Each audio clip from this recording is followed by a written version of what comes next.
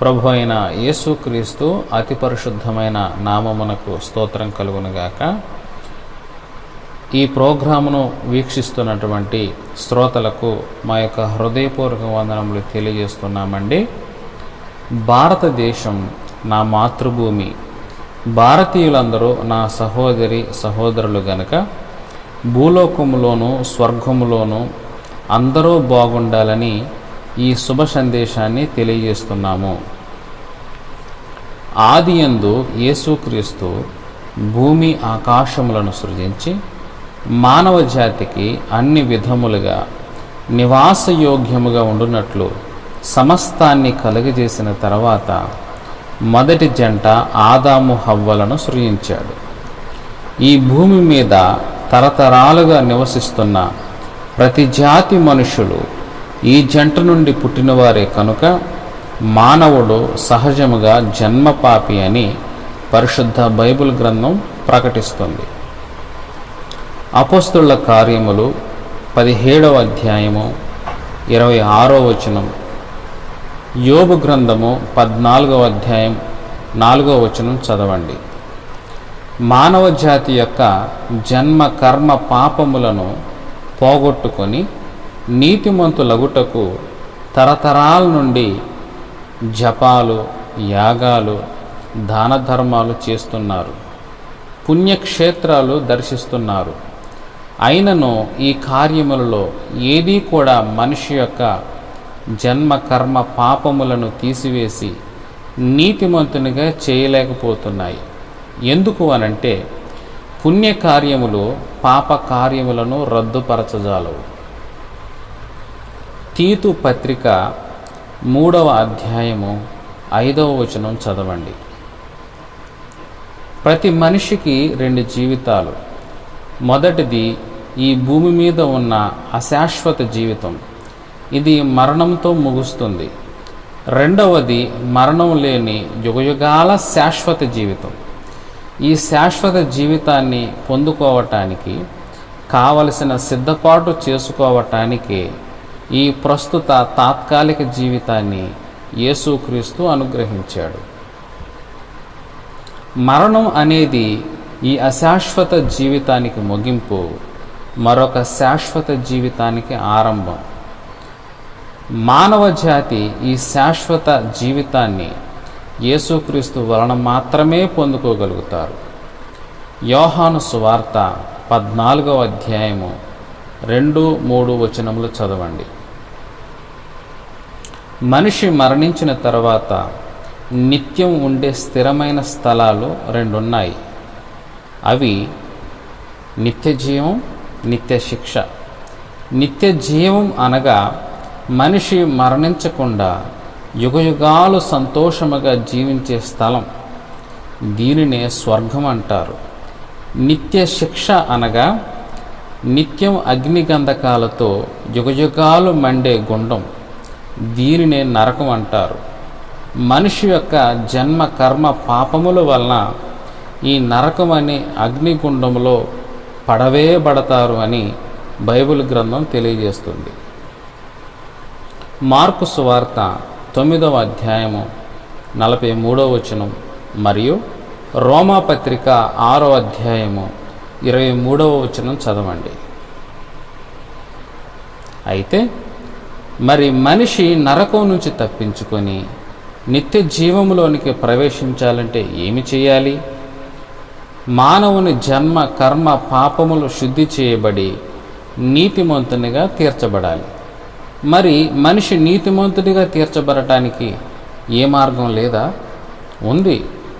అదే యేసు మార్గం. ఈ మార్గంలోనే మనిషి నీతిమంతునిగా తీర్చబడతాడు. అపోస్తలుల కార్యములు 18వ అధ్యాయము 25వ వచనం మరియు రోమాపత్రిక 3వ అధ్యాయము 24వ వచనం చదవండి. యేసుక్రీస్తు మొదటిసారి 2000 సంవత్సరముల క్రితం మానవ జాతి యొక్క జన్మ కర్మ పాపముల నుండి విడిపించి రక్షించుటకు ఈ భూమధ్యపురమున ఇజ్రాయేలు దేశములో బెత్లెహేము గ్రామమునందు పురుష ప్రమేయము లేకుండా పరిశుద్ధాత్మ వలన కన్యక గర్భమునందు తన్ను తాను రిక్తునిగా చేసుకొని నరావతారిగా పుట్టాడు కనుక జన్మ కర్మ పాపములు లేకుండా మహాపరిశుద్ధునిగా జన్మించాడు, మహాపరిశుద్ధునిగానే జీవించాడు. లూకా సువార్త 1వ అధ్యాయము 34-35 వచనములు మరియు ఫిలిప్పీ పత్రిక 2వ అధ్యాయము 6-7 వచనములు మరియు యెహెజ్కేలు 38వ అధ్యాయము 12వ వచనం చదవండి. యేసుక్రీస్తు 33.5 సంవత్సరాలు ఈ భూమి మీద జీవించాడు. దేవుని సువార్తను ప్రకటించాడు. కుంటి, గ్రుడ్డి, మూగ వంటి సకల రోగులను స్వస్థపరిచాడు. మరణించిన వారిని సహితం తిరిగి లేపాడు. ఇటువంటి అద్భుతములు లెక్కలేనన్ని చేశాడు. లూకా సువార్త 7వ అధ్యాయము 22వ వచనం చదవండి.